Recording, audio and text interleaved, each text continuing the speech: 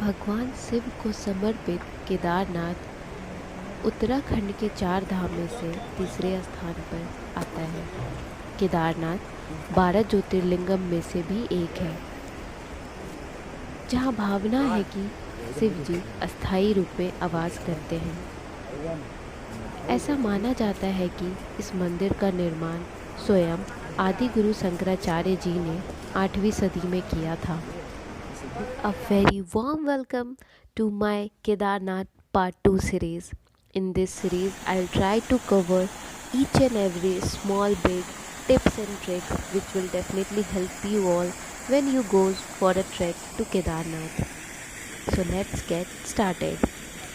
तो जैसा कि आपने देखा, स्टार्ट करने पे ही आपको एक पुलिस चौकी आएगी जहां आपको अपने नाम डिटेल्स वेरीफाई करने होंगे।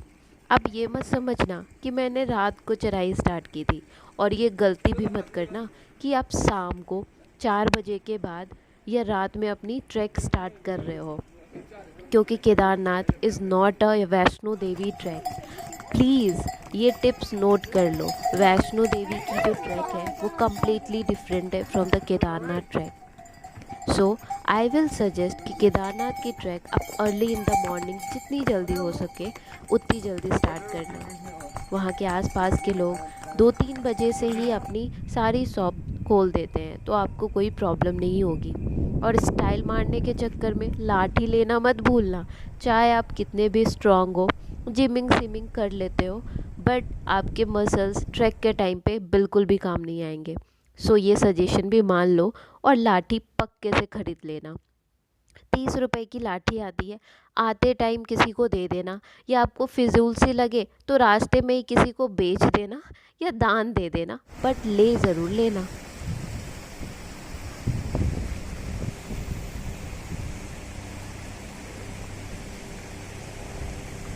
भीमतल हेलीपैड। भीमतल जो कि बस कुछ दूरी पर है, आते आते ही हमारे को हमारी नानी याद आने लगी थी। अब ये मत सोचना that I am a girl, तो हो सकता है मेरे साथ ये प्रॉब्लम थी। अच्छे खासे मेरे फ्रेंड सर्कल में योगा, मेडिटेशन, जिमिंग सिमिंग करने वालों की भी यही हालत थी। इसीलिए मान लो मेरी एडवाइस, लाठी पक्के से ले लेना अगर ट्रैक करके ही जाना है। अदरवाइज़ खच्चर घोड़े कर लो, ज़्यादा नहीं, 2300-2500 रुपये मांगेंगे वो for the one way 2500। But चिंता ना करो, बार्गेनिंग पावर अगर अच्छी है तो वो 1200 to 1500 में मान जाएगी। गाइस, ये वही पुल है जो 2013 की फ्लड में टूट गया था। तो रास्ते भर ऐसी नज़ारों से आपका सामना होगा। कितना भी ट्रैक कर लो थक जाओगे आप। थोड़ा बहुत खा पी लेना। बॉटल आपको बिस्लेरी की, जो यहाँ प्लेन्स पे 15-20 रुपए की मिलती है, वहाँ 50 रुपीज़ में मिलेंगे। ये रही अचानक ढाबा, जिसे देख करके मैं अचानक से बहुत खुश हो गई थी कि एटलीस्ट मैंने आधे रास्ते पार किए थे। बट अचानक dhaba is not the halfway to your track, बिल्कुल भी नहीं। ये फर्स्ट ग्लेशियर है जो ज़रूर आपका 1/4 ऑफ द ट्रैक है। सो ये फर्स्ट ग्लेशियर था जहाँ बहुत अच्छी ठंडी ठंडी हवा आ रही थी।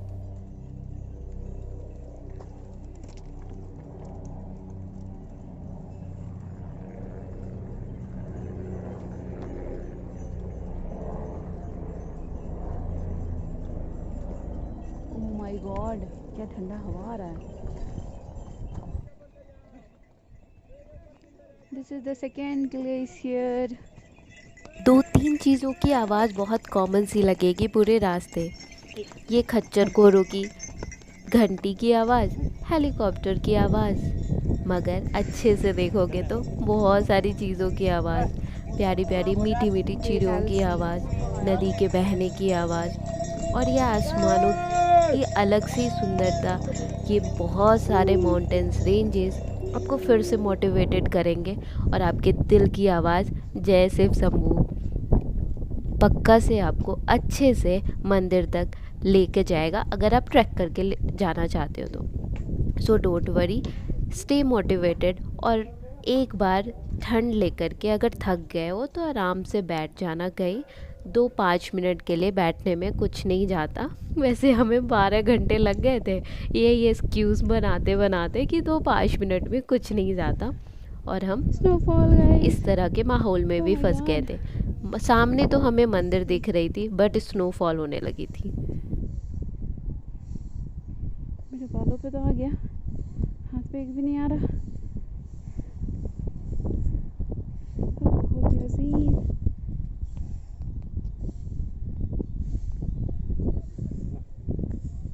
स्नोफॉल।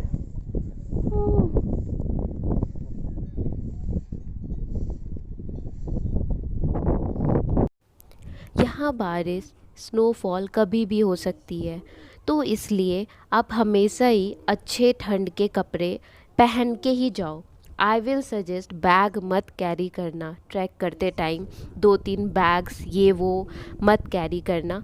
क्लॉक रूम नीचे ही गौरीकुंड या सोनप्रयाग में छोड़ देना, 50 रुपीज़ पर बैग लेते हैं वो, आप वहीं पे अपने बैग्स छोड़ देना।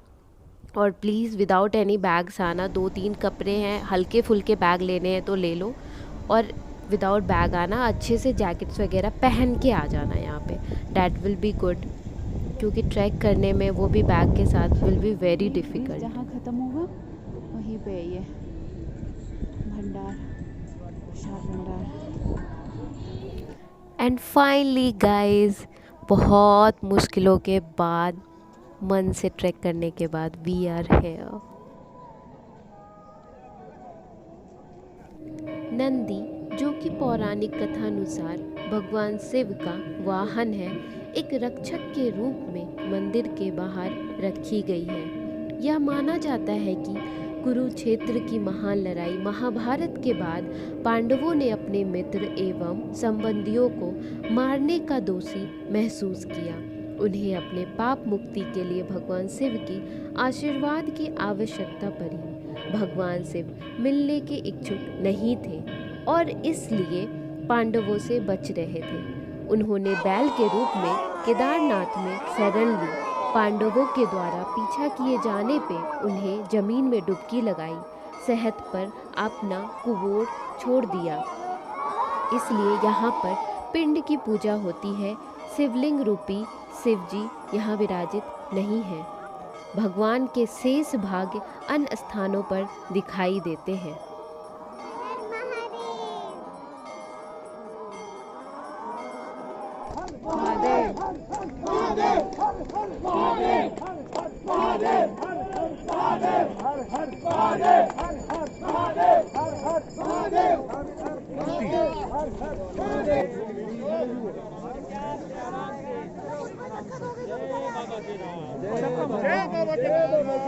दूर से ही आप सभी भी आरती ले लो श्री केदार जी की।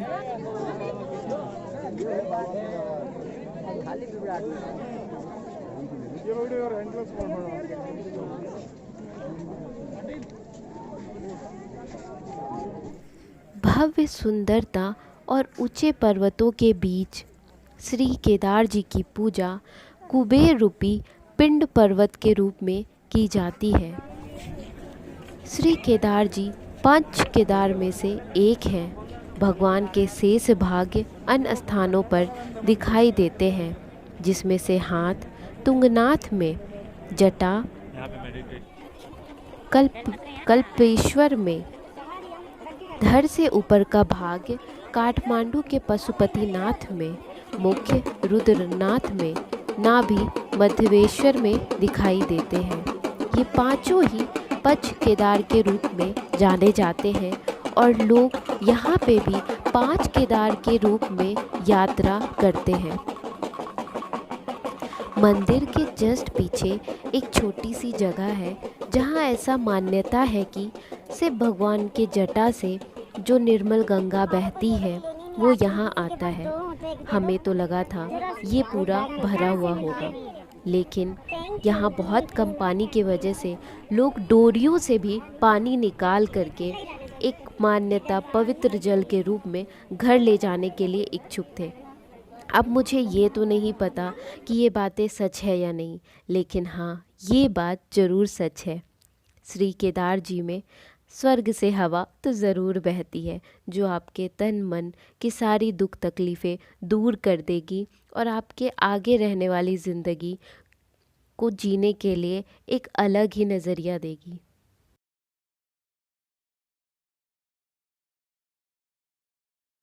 2013 की बार में जब सब कुछ तहस नहस हो गया, तब ये बड़ी सी चट्टान जिसे अब भीमशिला कहते हैं और ये पूजा भी की जाती है, अब हमारे मंदिर केदार जी के मंदिर के जस्ट पीछे आके टिक गई और इस वजह से हम मंदिर को बिल्कुल भी नुकसान नहीं हुआ।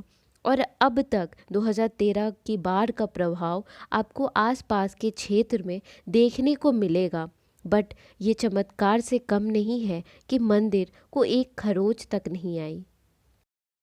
यहाँ से 6 किलोमीटर की चढ़ाई के बाद भैरव देवता का मंदिर भी है। ये वहीं का नदी है जो उस टाइम पे जम गया था। ये वहाँ से नीचे का नज़ारा है, छोटा छोटा सा दिख रहा है सब कुछ। और ये छोटी सी क्लिप है भैरव देव मंदिर की। केदारनाथ को मंदाकिनी, मधु गंगा, चीर गंगा, सरस्वती, स्वर्ण गौरी नदी का संगम भी माना जाता है, बट रियलिटी में सिर्फ मंदाकिनी ही आपको अच्छे रूप से यहाँ देखने को मिलेगा। So finally it's time to say goodbye to the place. मन तो बिल्कुल भी नहीं था, बट हाँ घर तो जाना ही है। ये क्लिप है वहाँ के बेस कैंप की और बेस कैंप पे ही हेलीपैड भी है।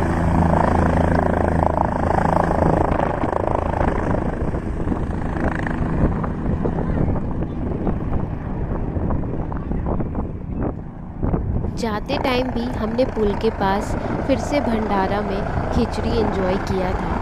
सो ये टिप है, आप जाते टाइम या आते टाइम दोनों में से किसी टाइम या दोनों टाइम ही आप खिचड़ी ज़रूर एंजॉय करना और दान में कुछ दे के जाना। मुझे वो बहुत ही जेन्युइन भंडार लगा क्योंकि वहाँ लोग अच्छे से मन से आपको प्यार से खिला रहे थे खिचड़ी।